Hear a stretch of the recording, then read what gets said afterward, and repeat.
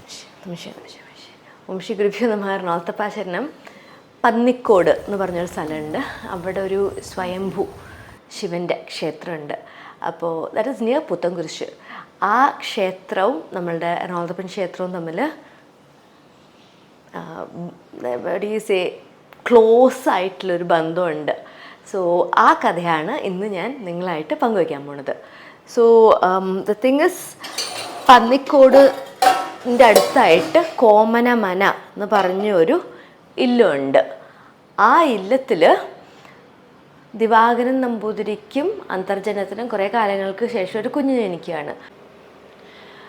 ആ കുഞ്ഞ് ജനിച്ചു കഴിയുമ്പോൾ തലക്കുറി എഴുതില്ലേ, തലക്കുറി എഴുതുമ്പോഴാണ് ദിവാകരൻ നമ്പൂതിരിക്ക് മനസ്സിലാവുക ആ കുട്ടിയുടെ ആയുസ്സിന് ഒരു ഭംഗമുണ്ട്. ഒരു 18 വയസ്സാവുമ്പോൾ സർപ്പം തീണ്ടി മരിക്കുന്നതാണ് ജാതകത്തിൽ എഴുതിയിരിക്കുന്നത്. സോ ദിവാകരൻ നമ്പൂതിരിക്ക് വിഷമായിട്ട് ജ്യോത്സ്യൻ്റെ അടുത്ത് തന്നെ പരിഹാരം ചോദിക്കും. ഇപ്പോൾ ജ്യോത്സ്യൻ പറയും, പരിഹാരം എന്ന് പറയണത് എല്ലാ ദിവസവും ശിവദർശനം നടത്തുക, പിന്നെ മാത്രമല്ല മാസം തോറും ജന്മനക്ഷത്രം വരുമല്ലോ, അന്നത്തെ ദിവസം മൃത്യുഞ്ജയ ഹോമം ചെയ്താൽ മതി എന്ന് പറയും. അപ്പോൾ അതേമാതിരി തന്നെ they will make this child go to a Shiva temple every day and every ജന്മനക്ഷത്രം വരുന്ന ദിവസം എല്ലാ പ്രാവശ്യവും മഹാമൃത്യുഞ്ജയ ഹോമം ചെയ്യും. പക്ഷേ എന്നാലും അവരുടെ മനസ്സിൽ ഭയങ്കര ടെൻഷനൊക്കെ ഉണ്ട്. ഈ കുട്ടി തന്നെ ഒരു നമ്പൂതിരി കുട്ടിയായിട്ട് തന്നെയാണ് വളർത്തുന്നത്. വേദപാഠശാലയിലോട്ട് പറഞ്ഞു വിടും. സകലമായ തന്ത്രവും മന്ത്രവും വിദ്യാഭ്യാസമൊക്കെ ആ രീതിയിൽ കൊടുത്തിട്ടാണ് വളർത്തുന്നത്. പക്ഷെ എന്നാലും അവർക്ക് അകത്തിൻ്റെ അകത്ത് ആസ് എനി പാരൻറ്റ് സങ്കടവും വിഷമവും ഒക്കെ ഉണ്ട്. അപ്പോൾ ആ കുട്ടിക്ക് 17 വയസ്സൊക്കെ ആകുമ്പോഴേക്കും there tension will be at its peak. ആ സമയത്താണ് അവരുടെ വീട്ടിലോട്ട് 2 സന്യാസി വര്യന്മാർ വരുന്നത്. ആ സന്യാസിമാർ വരുമ്പോൾ ദിവാകരൻ നമ്പൂതിരി വിഷമം ആയിട്ട് പറയും, എൻ്റെ മോൻ്റെ ജാതകത്തിൽ ഇങ്ങനെ എഴുതിയിരിക്കുന്നത് 18 വയസ്സ് വരെ ആയുസ്സുള്ളൂ, വിഷം തേടി പഠിക്കുന്ന പറയണേന്ന്. അപ്പോൾ ഈ സന്യാസി വര്യന്മാർ പറയും, ഞങ്ങളൊന്ന് ധ്യാനിച്ചിട്ട് എന്താ ഇതിനൊരു സൊല്യൂഷൻ വല്ലതും ഉണ്ടോയെന്ന് നോക്കാമെന്ന് പറഞ്ഞിട്ട് അവരൊന്ന് പറയും. ഇവിടുന്ന് ടുവേർഡ്സ്, അവർ പുത്തൻകുരിശിലല്ലേ, അവർ ആ സൈഡാണല്ലോ, പുത്തൻകുരിശ് എന്ന് പറയുമ്പോൾ ആ സൈഡ്, അവിടെ നിന്ന് ടുവേർഡ്സ് ദ വെസ്റ്റ് പടിഞ്ഞാറിലോട്ട് ഒരു 12 നാഴിക പോയാൽ അവിടെ ഒരു ക്ഷേത്രമുണ്ട്. ഋഷിനാഗക്കുളത്തപ്പൻ ക്ഷേത്രം എന്നാണ് അതിൻ്റെ പേര്. ആ ക്ഷേത്രത്തിൽ പോയിട്ട് മകനെ പ്രാർത്ഥിക്കാൻ പറയൂ എന്ന് പറയും. അപ്പോൾ ദിവാകരൻ നമ്പൂതിരി എന്ത് ചെയ്യുന്നത് വെച്ചാൽ he will take his son the very next day to this temple and what he will do is, Divakaran Namboothiri മകനെ ആ ക്ഷേത്രത്തിൽ കീഴ്ശാന്തിയായിട്ട് തന്നെ ഒരു ജോലി വാങ്ങിച്ചിട്ട് അവിടെ മകനെ ഋഷിനാഗക്കുളത്തപ്പനെ ഉപചരിച്ചോളൂ എന്ന് പറഞ്ഞിട്ട് പോരുകയാണ്. അപ്പോൾ ഈ പയ്യൻ ഉണ്ണി നമ്പൂതിരി വന്നിട്ട് എറണാകുളത്തപ്പനെ ഋഷിനാഗക്കുളത്തപ്പനെ സേവിക്കാൻ തുടങ്ങും. ആൻഡ് കീഴ്ശാന്തിയാണല്ലോ, അപ്പോൾ കുറേ കാര്യങ്ങളൊക്കെ ചെയ്യാനുണ്ടല്ലോ. അത് he will do it with lots of ആത്മാർത്ഥത ആൻഡ് ഭജന ഇരിക്കണ മാതിരിയൊക്കെ. ഭഗവാന് ആഹാരം കൊടുക്കാണ്ട് ആഹാരം കഴിക്കില്ല, ഭഗവാന്റെ പ്രസാദമാണ് കഴിക്കാറ്, അങ്ങനെയൊക്കെ. So what happens is this boy slowly falls in love with Rishinagakkulathappan. അപ്പോഴേക്കും ഈ കുട്ടിയുടെ പ്രായം 18 കഴിയും. അപ്പോൾ അച്ഛനമ്മയ്ക്ക് സന്തോഷമാവും.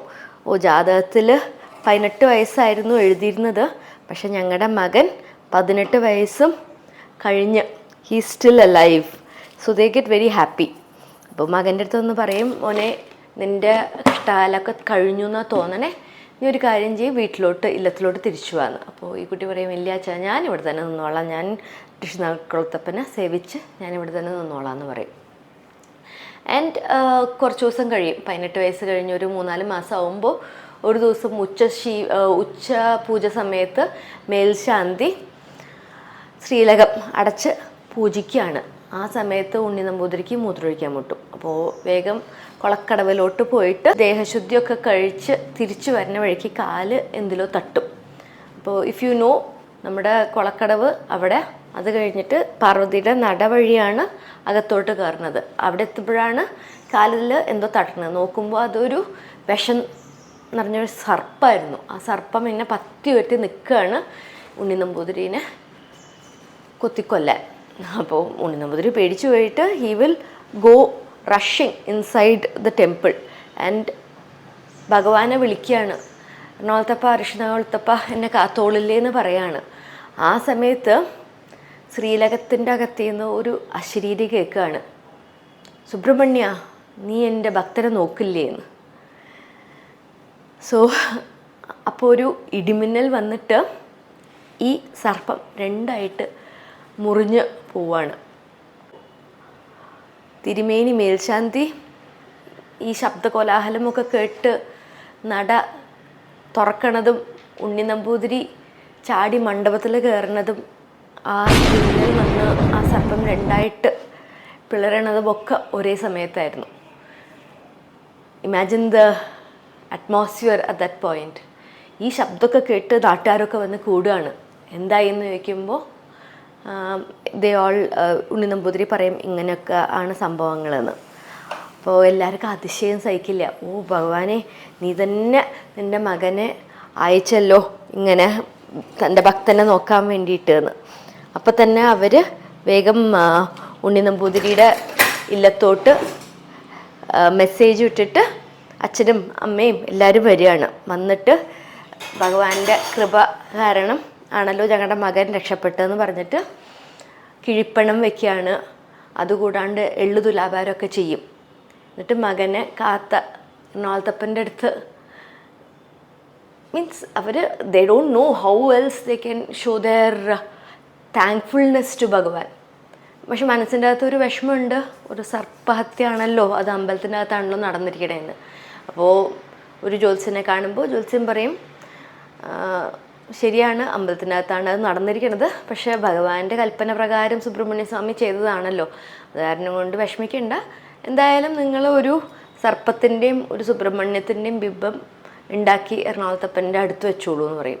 So even now if you go to the Ernakulathappan temple you will find Ganesha vigraham flanked by Subrahmanya and ഒരു സ്നേക്ക് ഒരു സർപ്പം.